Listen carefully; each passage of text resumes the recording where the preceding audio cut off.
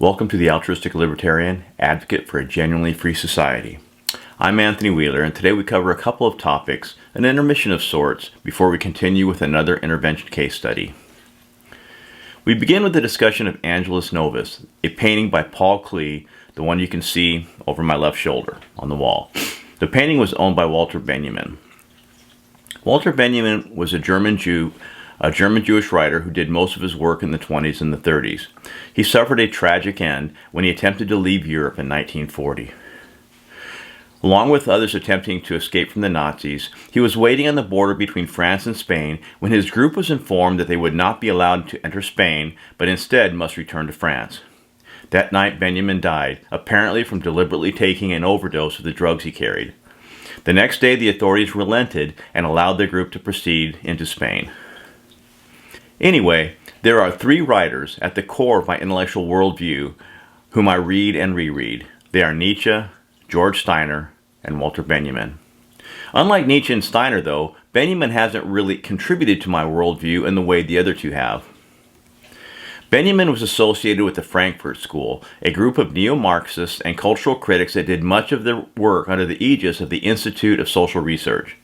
The institute was led by Max Horkheimer and included Theodor Adorno, who worked closely with Benjamin. In the 4 volumes of Walter Benjamin's collected works translated in English, despite the amazing array of topics, genres, academic spheres, historic analysis, literary commentary, and cultural criticism contained in his work, he never crosses into political economy. The closest he comes to the topic is when he writes in a letter to a close friend, and I quote, "Of course, I lack the particulars to form my own opinion, which is not at all my strong point in concrete politics," unquote. Smith provides a summary consistent with my reading of Benjamin, reflecting Benjamin's weak ideological connection with Marxism. I quote, "The emancipatory turn to a critique of society, the choice in values favoring communal culture, the turning away from the purely theoretical sphere, and the insight into the necessity of social activism led Benjamin to Marx." In Benjamin's view, the bourgeois world is not a society without communities, but a world of the open, plural communities embedded in many different traditions. A world which is not transcended but depraved by the tendency of commodity production to universalize the market, to atomize the individual, and to destroy tradition. Furthermore, since he does not trace every repression back to economic exploitation, the concept of emancipation receives new dimensions and cannot be reduced to economics and politics, unquote. Perhaps the primary appeal that Benjamin has for me, along with Nietzsche, is the centrality of art within his philosophical universe. Quote, "From a systematic point of view, the center of all Benjamin's work of reflection is the question of the work of art. The work of art constitutes a strategic place where the theological situation of the contemporary age, the source of tradition and of memory, manifests itself. But the modern work of art is also the stakes in multiple subversions that target the deceptiveness of art's appearance, its illusory beauty, myth, and ideology. The fundamental aporia of Benjamin thought forms around a philosophical need for art, formulated in the name of truth, and a need to reduce the ambiguity and illusions that disenchantment combined with the recurrent images of a rescue operation. But this process is also close to that of modern art itself, and its self-destructive adventure, of which Benjamin has become, for that very reason, one of its exemplary theorists," unquote. As I said, Benjamin hasn't really contributed to my worldview. In fact, I rarely agree with his conclusions, despite my admiration for how he gets there. He was a complex writer, and I didn't always understand him. But unlike other difficult writers, I put most of the blame for that on me. Rauschwitz tracks major influences on Benjamin and the challenge to integrate them, and I quote, "For a dozen years, the interlacing objections of Brecht, Adorno, and Scholem would be a determining factor in the development of Benjamin's thought, though he did not manage to make a real theoretical synthesis of these heterogeneous imperatives. My writings have certainly always conformed to my convictions," he wrote to Scholem in 1934, "but I have only seldom made the attempt, and then only in conversation, to express the whole contradictory grounds from which those convictions arise in the individual manifestations they have taken. The indisputable richness resulting from this unstable situation, which has delighted the literary interpreters of his work, goes hand in hand with a certain philosophical incoherence." Unquote. Benjamin traces social and cultural conditions beyond economics and politics in direct contrast with orthodox Marxist thought. All to the good, as we get such literary gems as the following. Quote, "What in the end makes advertisement so superior to criticism? Not what the moving red neon sign says, but the fiery pool reflecting it in the asphalt." Unquote. But back to Angelus Novus. This is what the painting meant to Benjamin and now means to me. Quote, "A clay painting named Angelus Novus shows an angel looking as though he is about to move away from something he is fixedly contemplating. His eyes are staring, his mouth is open, his wings are spread. This is how one pictures the angel of history. His face is turned towards the past. Where we perceive a chain of events, he sees one single catastrophe which keeps piling wreckage upon wreckage and hurls it in front of his feet. The angel would like to stay, awaken the dead, and make whole what has been smashed. But a storm is blowing from paradise. It has got caught in his wings with such violence that the angel can no longer close them. The storm irresistibly propels him into the future to which his back is turned, while the pile of debris before him grows skyward." Unquote. In this next topic, I wish to distinguish my philosophy from my life. What I advocate in this program is deeply separated from how I live my life. I don't recommend to anyone the decisions I have made or what I do. My life is unique, as is yours. For example, I will advocate in a future episode the legalization of all drugs. But I don't take drugs. When a young man, I drank appropriately, that is, a lot. These days I rarely drink a beer. I smoked almost 2 packs a day, but quit decades ago. My biggest struggle has been with caffeine. I finally quit some 4 years ago after decades of problems with it. As a young man, I didn't like smoking weed. But a few years ago, I thought I would give it another try. Who knows? Lots of people swear by it. After getting high every day for 7 days straight, I quit. Why? I mean, it was okay. I had some good times. But I didn't read or write one single word in 7 days. And that was unacceptable. After a root canal, a dentist got me hooked on Vicodin. Found out years later he missed part of the root, but he just kept giving me more painkillers. That was the easiest addiction to beat. I just threw the handful of pills down the drain. I share these details to make a point. I don't have any moral qualms against taking recreational drugs.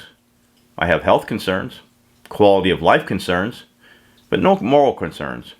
It's my personal life decisions that keep me drug-free. But who knows, maybe in later years I'll try something else. But in the meantime, I would legalize them all. In making the distinction between my philosophy and my life, my primary interest is remaining intellectually independent, even from my own desires.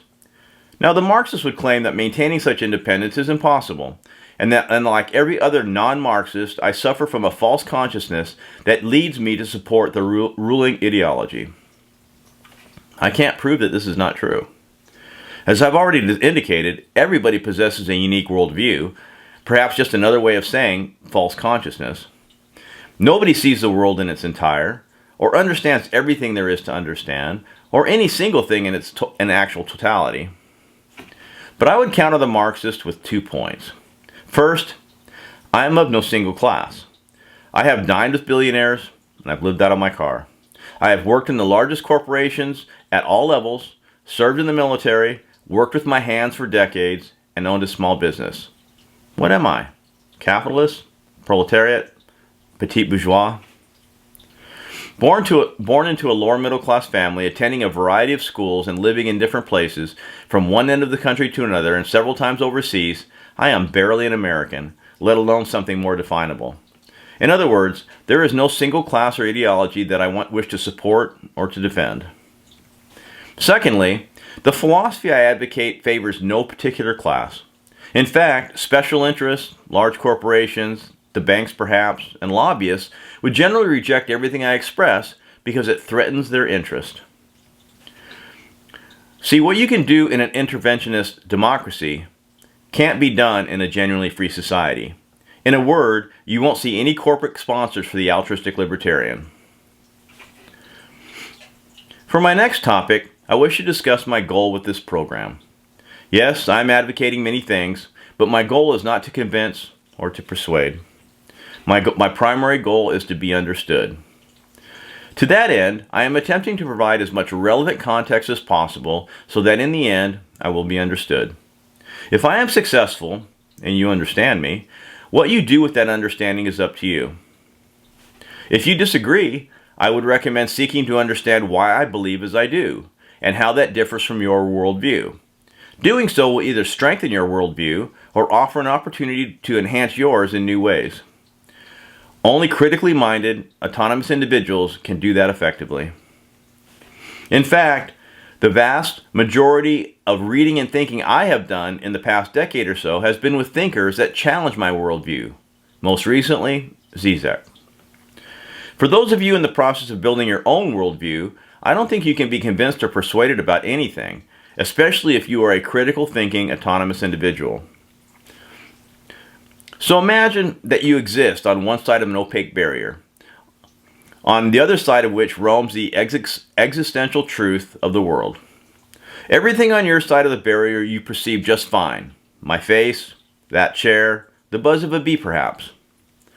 But what is not so obvious, the genuine nature of beauty, the origin of biological life, the makeup of distant stars, and the best way for people to live together, exists on the other side of the barrier and requires conceptual leaps to comprehend it. Now imagine you perceive a tiny thread protruding from the barrier. That thread represents the beginning of some specific element of esoteric knowledge. You carefully grasp one end of it and gently pull until more of the thread is revealed. That would be equivalent to thoughtfully reading about a subject and gradually understanding it better, or listening to somebody like me as I attempt to teach you something about it. In that case, I stand on the other side of the barrier, unseen by you, creating the thread of understanding you pull into your cognitive world. But note this carefully. No matter how hard I push on that thread, it goes nowhere without you on the other side pulling. In other words, no book or teacher or school or YouTube program can force genuine understanding on somebody else. The best they can do is alert you to the existence of something worth seeking, perhaps indicating where on your wall to start looking. But then you must do all of the work. This often takes patience and persistence to wrest the thread entirely free of the wall. In some cases, the issue is so fundamental, so significant, it's more like a thick rope than a thread, and requires all of your mental strength to move it an inch in your direction. While making the effort, sometimes a large knot of rope breaks through into your world, perhaps tying together multiple threads into a coherent whole. We call those epiphanies. Sometimes you reveal the entire thread, that is, you fully understand, but decide that it doesn't fit into your world view, and you reject it, and simply toss it aside. So in relation to the wall metaphor, I am simply attempting to provide enough context to be understood well enough so that you can identify those threads and create the understanding for yourself to do with what you please. Well, that concludes our show for today. In the next episode, we will begin another case study on the deadly highways. Until then, peace.